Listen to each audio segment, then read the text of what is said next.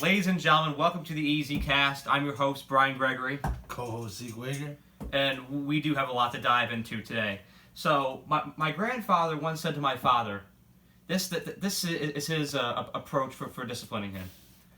I'll give you enough rope to hang yourself. So, I'm going to have a hands-off approach. I'm going to let you make your own mistakes. When you make a mistake, you're going to know about it. But I'm not going to hang over your shoulder and monitor your every move. Mm-hmm. And I think that cultivates people. And also when you put this in a perspective, when children are shielded from a young age all the way up through high school until they get into college, what happens once they go to college? They make a lot of stupid decisions. They turn up. Yeah. They have to get their stomachs pumped in the hospital. Well, high school's, It's just it's a horrific experience because they go off the wall drinking. Mm-hmm. Because they have no perception of what's right and what's wrong because they were never given the experience to learn how. Mm-hmm. Now, the Dallas Cowboys are the example of those rigid and controlling parents. Jerry Jones constantly controls what's around him, and for that reason they never live up to their full potential. They're always subpar. Where, on the other hand, you have the New England Patriots and you have the Baltimore Ravens. It's more of that hands-off approach. We're going to let you, from ownership, Bill Belichick, John Harbaugh, I'm going to let you fulfill your role on the field. I'm going to let you coach. Lamar Jackson, and the same, it's a trickle-down effect. It filters down. Lamar Jackson, I'm going to let you be you on the field. When you make a mistake, you're going to know about it. Tom Brady, I'm going to let you be you on the field. When you make a mistake, you're going to know about it. Look at how successful those two teams are. You have 12-2, right, and 10-3. Mm-hmm. The Dallas Cowboys are 6-7. I mean, what is this trend we're seeing here? It's not good. But that definitely applies. What I'm saying there. It does. And Dallas is just a very dysfunctional place. You also got to remember, when you play in Dallas, you have that whole thing on your back of being America's team, the star on the helmet, the whole you got to do right by everybody. But Baltimore is a situation where Lamar Jackson's the kind of guy you got to let him do it on his own. You do. Because he's just that kind of guy. And how we were talking before earlier, they do a lot of basic things in Baltimore offensive-wise. It's very simple, yeah. But see, the thing is, they have the right kind of guys to where, as long as they just execute it, it's gonna work. Yeah, they had done a very great job drafting. The Baltimore Ravens have always done a phenomenal job drafting, and that's the distinct thing about the Patriots and the Ravens as well.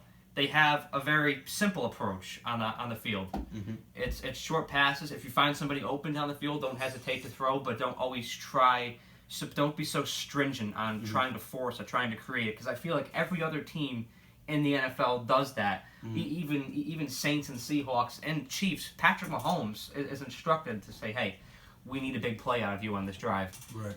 And for that reason, I've heard theories that the Indianapolis Colts are the next version of the Patriots.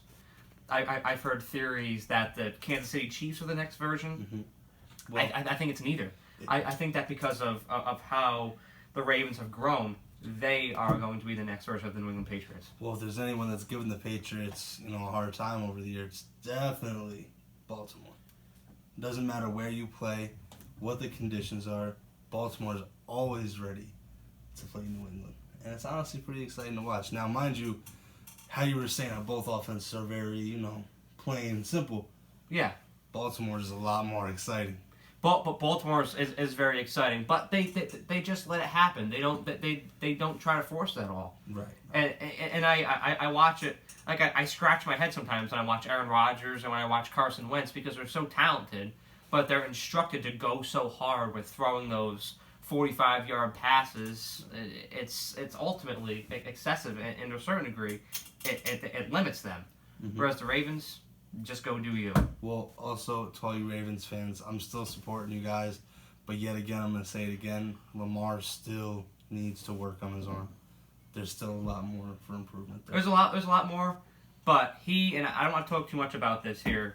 This is our theory about the Ravens, but I can compare him to Joe Burrow, to where those two have both prioritized a new image, a new 2019.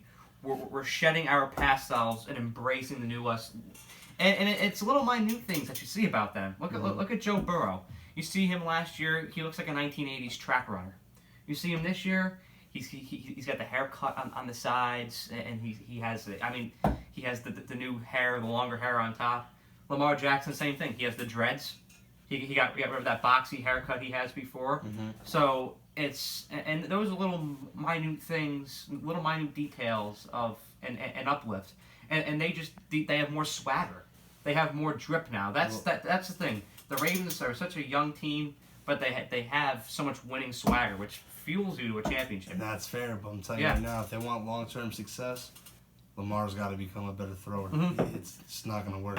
I do agree. So I don't know, but we'll see where the future of the Ravens go. Hopefully, it's a Super Bowl this year. We'll see. But the three teams I say that are the most sustainable right now, when I look at them from a longevity standpoint, with the size of their windows of opportunity, I think that the highest that you see right now are the Baltimore Ravens at number 1, Kansas City Chiefs at number 2. I think that they have. I think Patrick Mahomes will accumulate 2 Super Bowls if they get a defense, and the San Francisco 49ers. And maybe on the edge here, the Seahawks. But those are the 4 that I forecast have the most sustainable futures. Guess we're going to find out.